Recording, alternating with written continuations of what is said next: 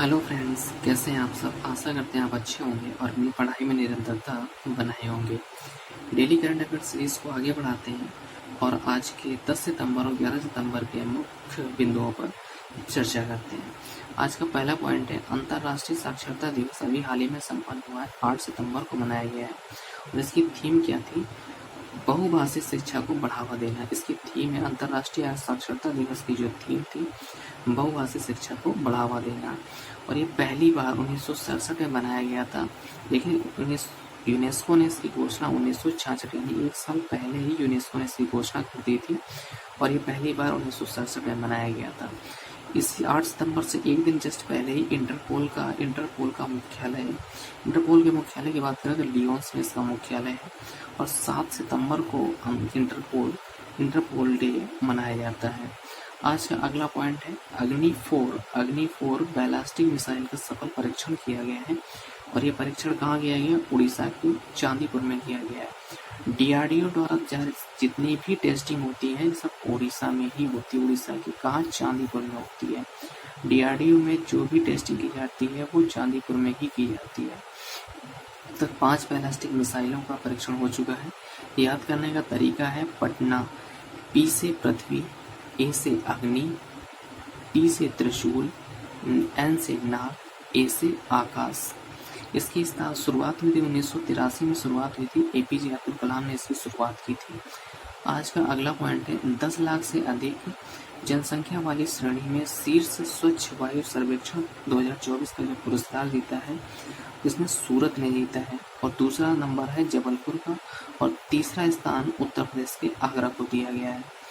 आज का अगला पॉइंट है पहली अंतर्राष्ट्रीय एआई संधि का समझौता हुआ है और ये 3 देशों के साथ हुआ है, यूएसए, यूके और यूरोपियन यूनियन के साथ हुआ है।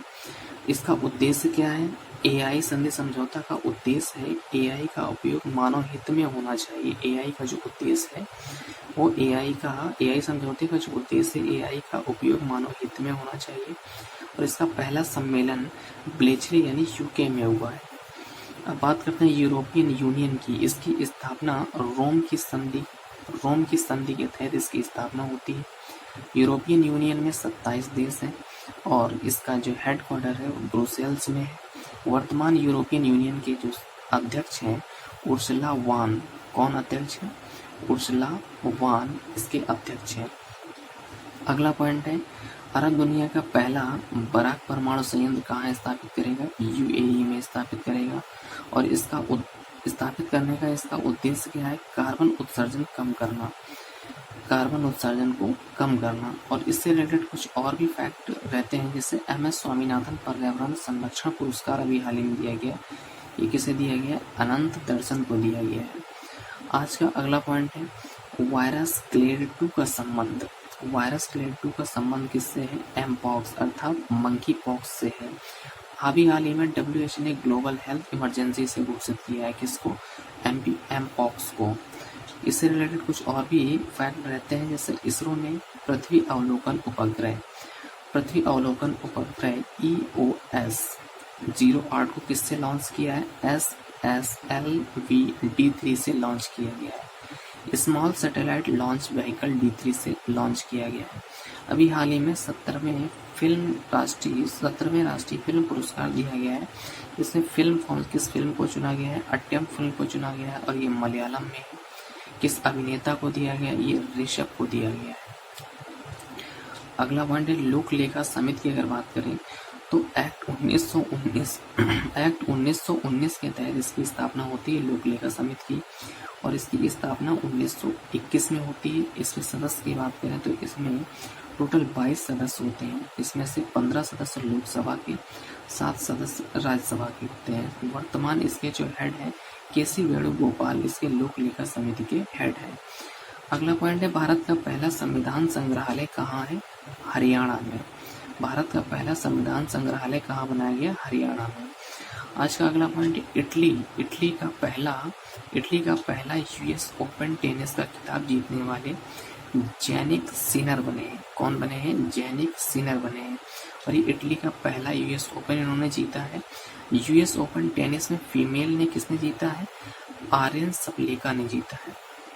आज का अगला पॉइंट है अंतर्राष्ट्रीय सौर संगठन का 101वां सदस्य जो बना है वो नेपाल बना है। अभी हाल ही में कुछ दिन पहले 100वां सदस्य पराग्वे बना था। 100वां सदस्य पराग्वे बना था। उससे पहले 99वां सदस्य स्पेन बना है। 99वां सदस्य स्पेन बना था। अंतर्राष्ट्रीय सौर संगठन की बात करें तो COP21 2015 जो पेरिस में हुई थी, इसकी स्थापना होती है।